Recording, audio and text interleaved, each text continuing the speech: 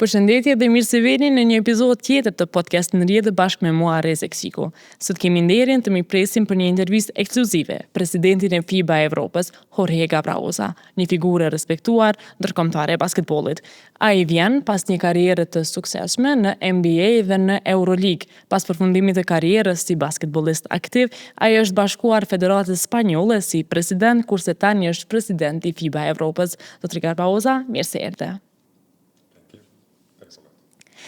E përmendëm që zotri Garbajosa ka qenë president i Federatës spanjolle, kurse tani është president i FIBA Europës. Keni pasur një karrierë të jashtëzakonshme, lojtar në NBA, fitues i Eurobasketit dhe pjesëmarrës në Olimpiadë. Si u ka përgatitur këto eksperjenca për rolin tuaj aktual si president i FIBA Europës? Well, thank you. First of all, it's an honor for me to be here in this podcast with all of you.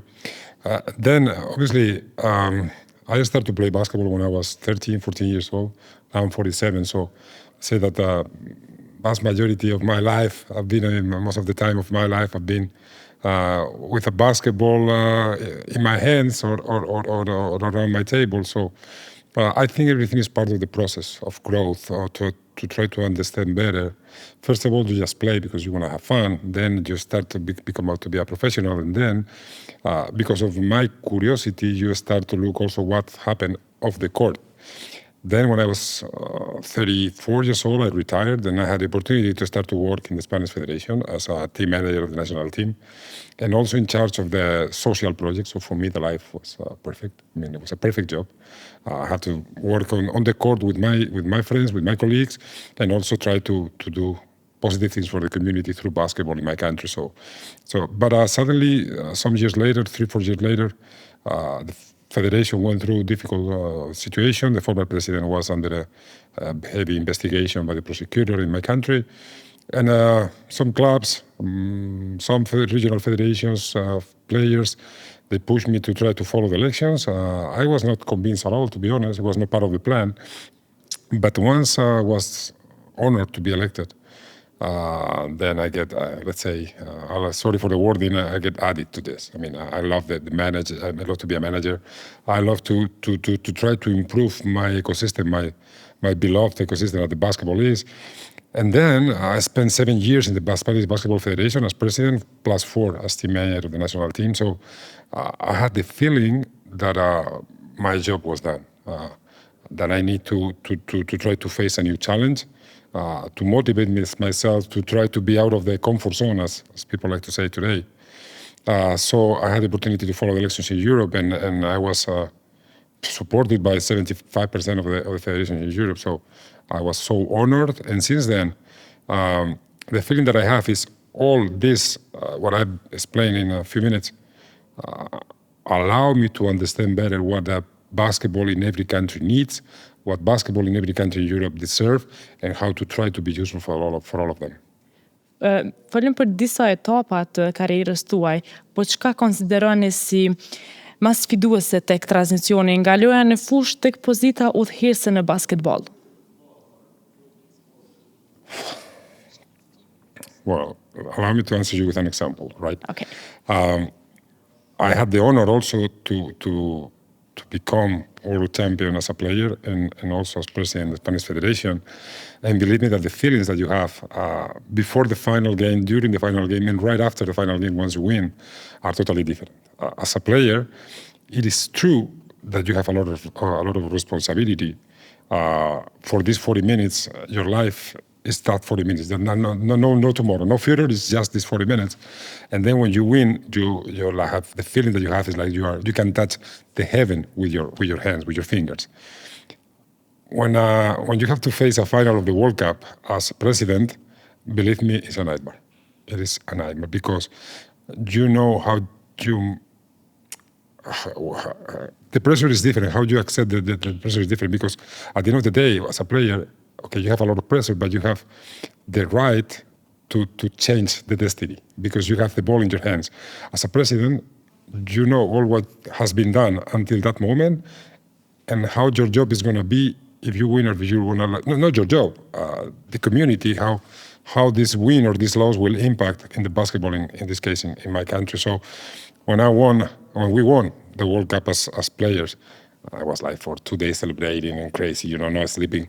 When we won as a president, I was like, wow, it's over, it's finished, we won, we made it, and now we start over. It's totally different, yeah. Basketbolli po rritet shpejt globalisht.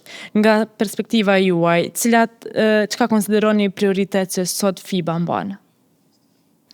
Well, I'm fully agree with that. Basketball is growing, and the best example, probably not only, but the best example could be the last Eurobasket men. In this case, usually countries are as Serbia, as Spain, France mainly, used to dominate this kind of tournaments historically in the modern history.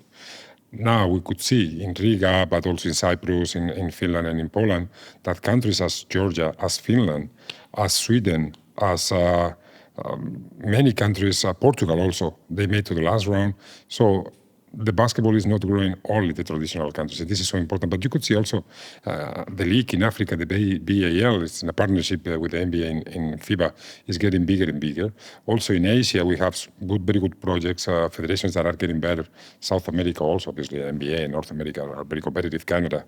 So the goals, obviously, is to improve the basketball men, but two of the strategic pillars of FIBA, FIBA Europe obviously also, are the women's in basketball, not only on the court in basketball, also in the management and on the media and so on, and the 3x3. We truly believe that we have a long path to walk on the women's side, and also 3x3. It is the discipline that is very linked to what the younger fans demand from us. Ju e keni një eksperiencë si basketbollist i basketbollit 3x3, nëse nuk gaboj. Cili është dallimi mes basketbollit tradicional dhe basketbollit 3x3? Yes. Wow. 3x3 is a hard sport, believe me. I was just retired, and the president of the federation back then in Spain said, like, okay, Jorge, you are still in shape. Why don't you want to play the 3x3 World Cup? And I said, okay, if I can play 5-on-5, I can play 3x3. No. It's so hard. It is so exciting. There is no 1 second to breathe. I mean, once you score, you have to play defense right the second right after.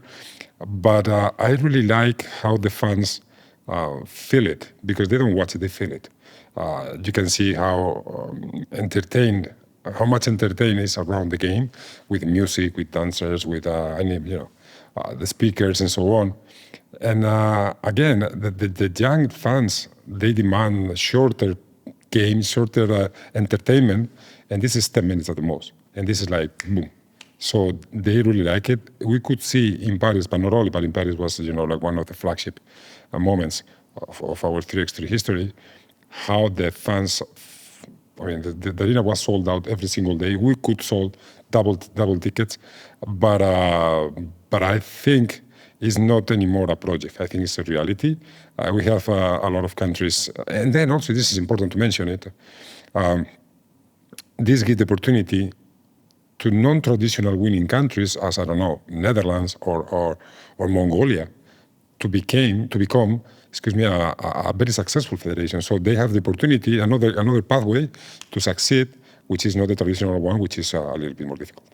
Me këto ndryshimet e fundit të shpejta që po bëhen në basketball, si e balancojnë FIBA Europe në garat globale, zhvillimin e bazës, aspektin profesional të lojës dhe pjesën e basketbollit 5-5 dhe 3-3?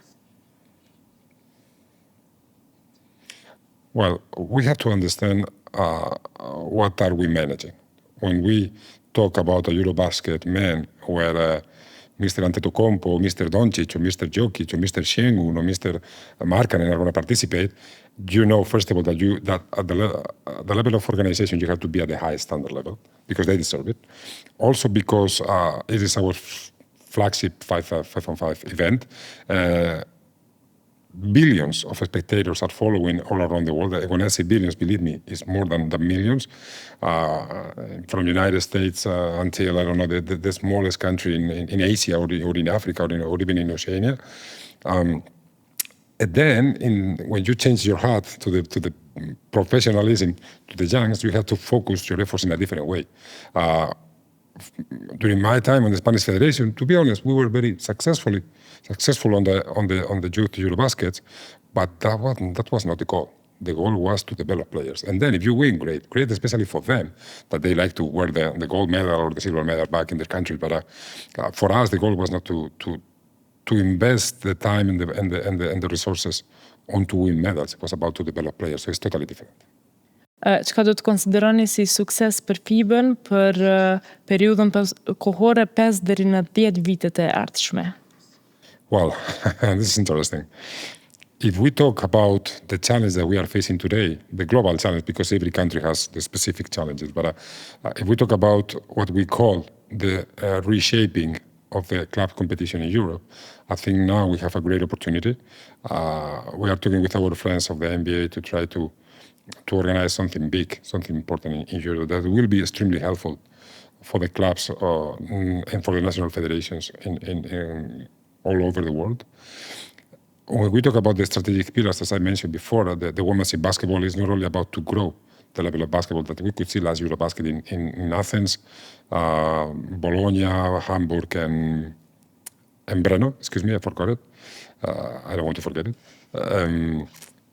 For example, the previous Eurobasket in Slovenia, the final between Spain and Belgium, was followed. Attendance in the arena was like no more than 1,000 spectators. The last Eurobasket, 2 years later, 2025, in Athens, same finalist, Spain and Belgium, was followed by 8,000 spectators in the arena. So I think the things are changing. It's not easy, but we are in the correct way. And about 3x3, 3x3 is like our favorite song, like because we are investing a lot of time and effort on this because we truly believe it's not the future, it's the present.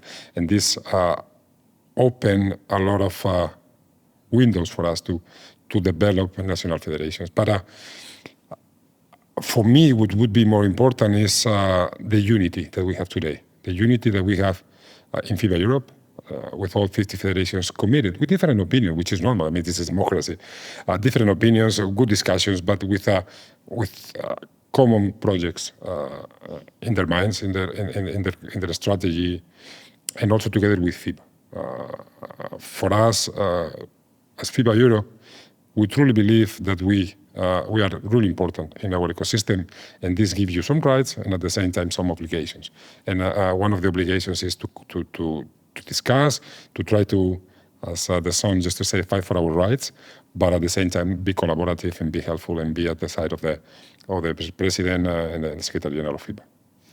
Kosova është bërë pjesë e FIBA-s në vitin 2015, një moment historik për gjithë ne.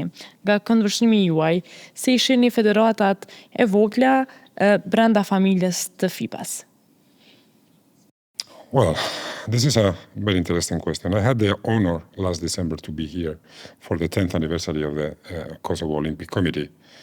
And I could see and I could understand that all over the world, but especially probably in this country, allow me to say, that the sport, I'm not saying basketball, I'm saying sport is much more than a sport. It is country pride, and it means a lot of things. Leaving this apart, this is not just nice words. It is very symbolic that in the last midterm Congress in Bahrain, last May, one of the few federations appointed to show to the rest of the federations, up to 170 almost, to show how a not huge federation in a not huge country can be huge in basketball. So Mr. Fetahu, Mrs. Dusko had the opportunity to explain to their colleagues how they can modernize a federation, how can they do a lot of things with probably with limited resources, but on collaboration with FIBA, on collaboration with FIBA Europe, on collaboration with the national authorities. And for us, Kosovo, young federation, again, not in a huge country, as others, as China, as Germany, as Turkey, but how you can be an example for others in our ecosystem. Duke marrë parasysh edhe eksperiencën tuaj, cila do të ishte këshilla për federatat e reja, siç është federata jonë për zhvillimin e basketbollit në vendet tona? Well, it's not an easy one. First of all, to put passion on what you do. This is not a normal job, let's say. You don't have the passion for basketball. It's better to try to invest your time in another thing. First of all, and secondly, to be ambitious. knowing your limits, but at the same time try to achieve always a little bit more. Third, to collaborate. Collaborate not only with us, that is always a pleasure, also between different federations. I think it's important to collaborate, to participate, to organize things together, to learn from each other. This is so important. And then as FIBA Europe and FIBA, believe me that 90% of the time and the efforts and the resources, the financial resources, this is to help the federations. For example, just allow me to put an example. Well, we have the centralized in FIBA, but in Europe we do our part, obviously. We have the FIBA Plus program. The FIBA Plus program is what I call, with all due respect, a LECO, where every federation have the opportunity to learn or to have the experts at their disposal to improve their organizations. For example, I don't know, allow me to use the example of Kosovo because we are here.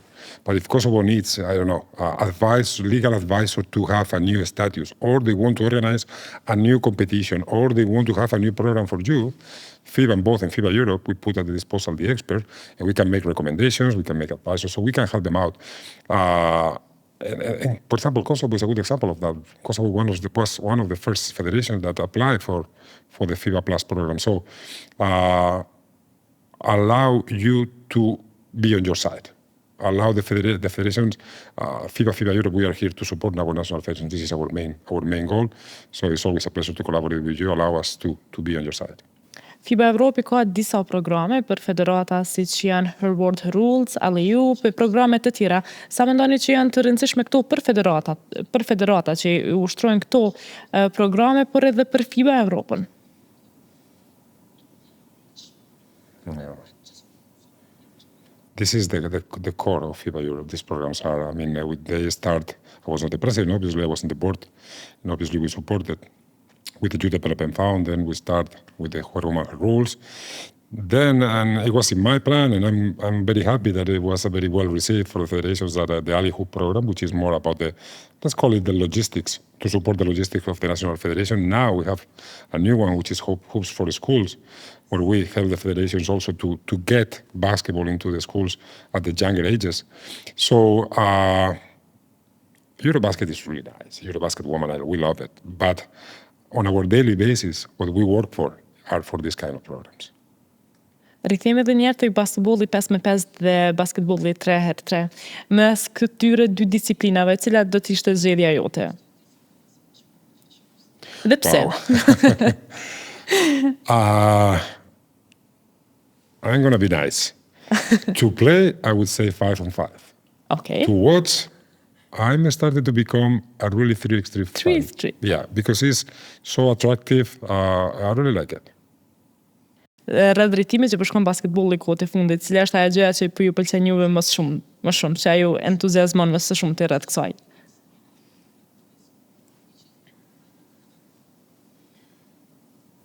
Well, for me, last Eurobasket was very emotional for me, to be honest. Because I have been always in the other side, let's say, of the line as a national federation, where you suffer and you are focused on your team and nothing else exists. And I had the honor to feel through the national federation representatives, presidents, secretary generals, sport directors, coaches, players, the feelings that they have in a competition as the Eurobasket is. For me to have to see players, how they committed, how they go over injuries, or many issues. For me, it's extremely emotional to see Luka Doncic, that he has everything. How he invests every single year, his summer, to participate and to be part of his national team. It is amazing. Or to see Jokic, how he was upset. Jokic won the NBA twice. He played semi-final of the Olympic Games. And how he was totally devastated when he lost, because these emotions, for me, are the best feelings that you can have as a president of FIBA. How your competition, our competition, is important for these big icons. Në fillim të podcastit e përmendëm se u keni qenë pjesë e përfaqësuese së Spanjës, pjesë e skuadrave në NBA dhe në Euroleague. Cili është kujtimi më i bukur si basketbollist aktiv? Wow. I was very lucky. because I was lucky, because I was most of the times, many times, in the right place at the right moment. But summer of 2006, sounds really old, I'm an old guy, for me was the summer of my life, because 2 years earlier, I signed my contract with Malaga. I had the opportunity to play for Barcelona, for Real Madrid, but I chose Malaga for many different reasons. But it was a risky option, let's say. When you go to Barcelona, Real Madrid, you have more chances to win, obviously. But in that summer, 2 years later, we won the league. That, believe me, win the league is always special, but win the league in a city, in a team that never won it before, it is really special. And after winning that, I signed my contract to play for the Toronto Raptors, and during the summer, we won the World Cup. So believe me, for these 3 months, I was like walking and not even touching the floor. Por cili është kundërshtari më i vështirë cili ju jeni përballur me të gjatë lojës së basketbollit? Well, I would say, if you allow me, I would say 3. As an opponent, sometimes and most of the time as a teammate, is Pau Gasol. I admire him like in every way. And then as opponents, I will mention 2. One is LeBron James. Believe me, it's a nightmare to play against him. And one is the other one that I admire a lot, and unfortunately he passed away some years ago, is Kobe Bryant. How competitive he was. At the same time, how respectful he was with the opponent, trying to destroy you on the court, at the same time is being extremely nice and respectful, was amazing. I had the honor to guard both of them, both LeBron and Kobe, and for me, again, on the court it's a nightmare. It was a nightmare to guard them, but at the same time, for me, I'm so proud that I can say to my daughter and to my, one day to my grandsons, I said, like, I was playing defense several times against Pau, LeBron and Kobe. Nëse do e përshkruaj me një fjalë stilin tuaj të udhëheqjes qoftë në basketboll edhe në pozita që jeni tash, cila do ishte ajo fjalë që do e zgjerrje? My one? Yes. Well, as you can see, I like to talk. I like to talk to everyone. I'm not afraid to take decisions. Sometimes you have to do it, and it's part of your job, and I like it.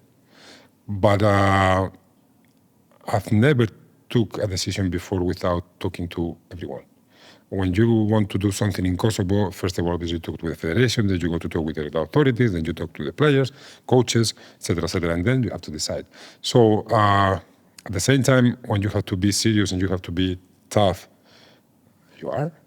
But I like to work in a good atmosphere. I like to joke. I like to create a good, this kind of, for example, in FIBA Europe board meetings, long meetings, very important discussions, very important decisions to take. I always like to have a good atmosphere, try to make some, even jokes sometimes. I'm not afraid of that. So for me, when I was a player in the Spanish Federation and now in FIBA Europe, I like to be surrounded by people who knows more than me about everything, because if I know more, I don't need them, to be honest. But I like to learn from my colleagues and my teammates and my ecosystem. So I would define it as a, let's call it collaborative leadership. Nice. Po më pëlqen kjo mënyra e të menduarit. Nëse do japni një këshill për një fëmijë 10 vjeçar nga Kosova që do basketbollin, cila do të ishte ajo? Have fun playing basketball. This is the most important thing. This is what I told my daughter. Is 5 years old, and she's doing basketball, tennis, flamenco, dancing, and she's like, "Papi, what do you recommend?" I said, like, have fun. And if you don't have fun, quit, stop.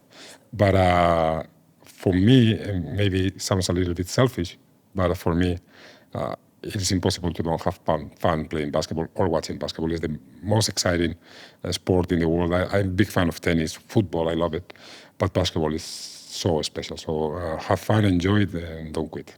Para se të përbyllim podcastin, kishim pas shumë dëshirë se ti u drejtohesh me një mesazh tifozëve, trajnerëve, gjyqtarëve dhe gjithë komitetit basketbollit në Kosovë.